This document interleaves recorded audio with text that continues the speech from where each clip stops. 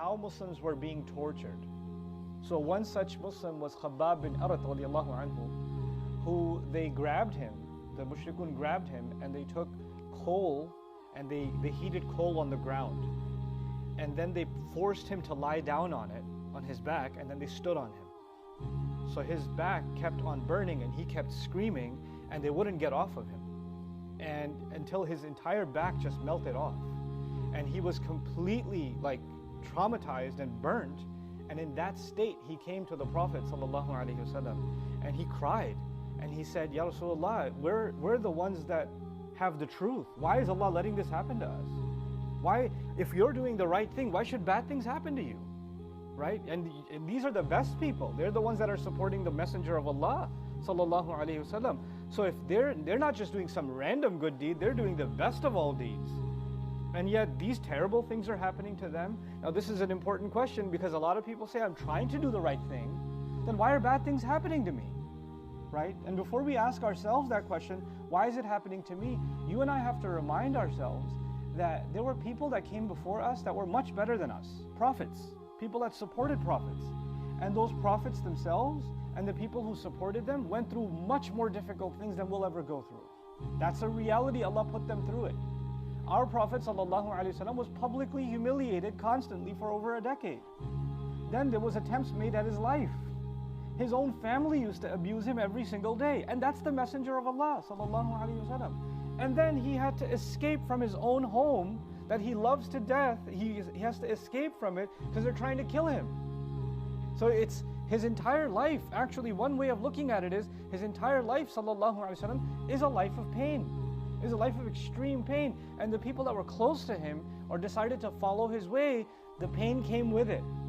You know, sometimes people say, well, why should I follow Islam? What's it got for me?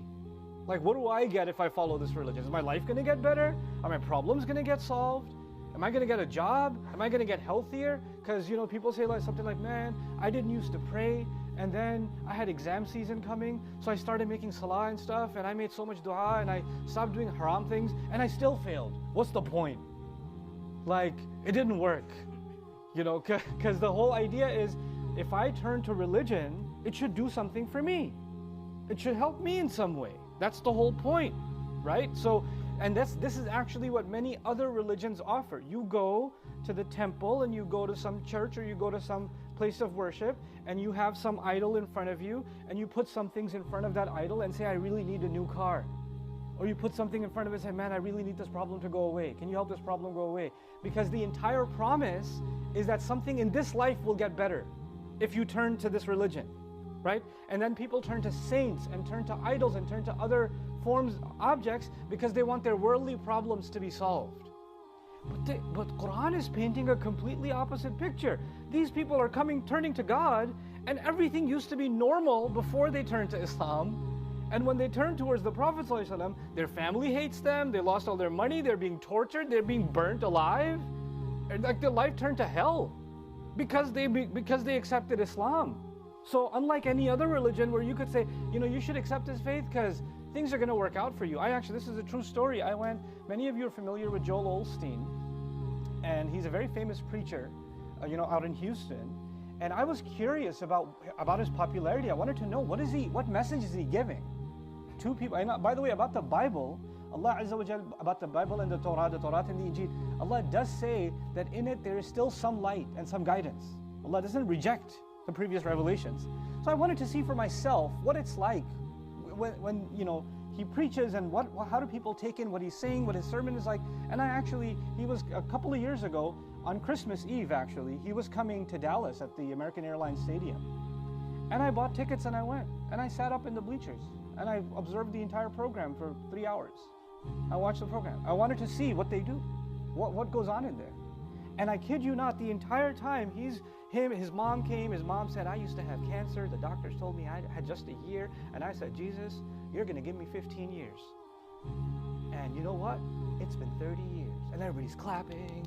And then he comes on and he says, this problem got solved up. And then at the end of it all, the promise was, this year, God's going to help you with that divorce. He's going to help you with that lawsuit. You're going to get a new job. You're going to get that car. You're going to get that promotion. This is the year of the due. This is the year where things are going to work out for you because, you turn to Jesus, things will work out for you. They gave guarantees over the next 12 months. Everybody's economic situation and health situation and cancer diagnosis is going to turn around. They gave these guarantees of this world for 3 hours. And people were like, yes, it's all going to work out because the promise isn't of anything but a better life here. A better life here. The Quran gives a very harsh reality check. لَقَدْ خَلَقْنَا الْإِنسَانَ فِي كَبَدٍ. We created the human being drowned in exhausting, painful labor. This life is exhausting, it's difficult. For some people it's financially exhausting. For other people it's mentally exhausting. For other people it's physically exhausting. There are different kinds of exhaustions. Sometimes your problems come from your own body. Sometimes problem comes from the people around you. Sometimes problem comes because from the weather. They come from all kinds of things. But this life isn't a luxury, and it's not suffering either. There are things Allah gave us in this life that can make this a good life. But the Quran's definition of a good life is very different from anybody else's definition of a good life. For everybody else, a good life means nobody's giving me a hard time, I have decent money in the bank, I have a car, I have a house, I have health. That's a good life. I got it made. Pretty close to the American dream. But the Quran's picture of a good life is no matter what storms are happening around you and outside you, and no matter what people are doing, there's a calm inside you. You're content with Allah, and you know that whatever you're going through is going to come and go, but the only thing of value, the real treasure you have to protect, is actually your iman inside, your faith inside. And everything else can shake, money can come and money can go, job can come and job can go, people can come in your life and people can go. People you thought will never leave you will leave you. That's fine. And people that, you depended on, Allah decides sometimes people are so connected to their family, their parent, their sibling, their daughter, their son, their spouse, and they die. And that breaks their heart. It's not an easy thing to cope with death. But you know what Allah does? Allah Azza wa Jal gives strength to the heart, and He allows you to pass through those tests. Because no matter what happens, what bad stuff happens outside, the inside is preserved if you turn to Allah. And if you could do that, then you've succeeded, then you have a good life. Then you've succeeded in this life. This is really, when we talk about the greatest successes in history, like take the example of Ibrahim alayhi salam, one of the most successful human beings that ever lived. How is it successful to be kicked out of your home? How is it successful to be homeless? How is it successful to be told you have to slaughter your son? Or you have to leave your family in the middle of a desert? How is it successful to be thrown into a giant fire? Right? That success isn't on the outside. If you look at this man's life, you're like, he's what? What happened to him? He was thrown in a fire? He was kicked out of his house? He was almost killed by a mob? That doesn't look like a good story.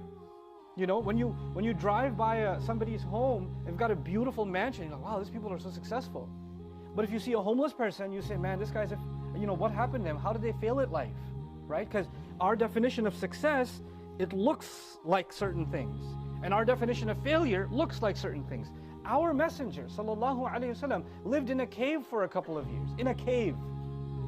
He tied rocks to his belly so the stomach wouldn't growl. If you saw another person living in a cave, and they can't eat normal food, they're eating leaves, you wouldn't call that success. But our messenger is the greatest success of all, sallallahu alaihi wasallam.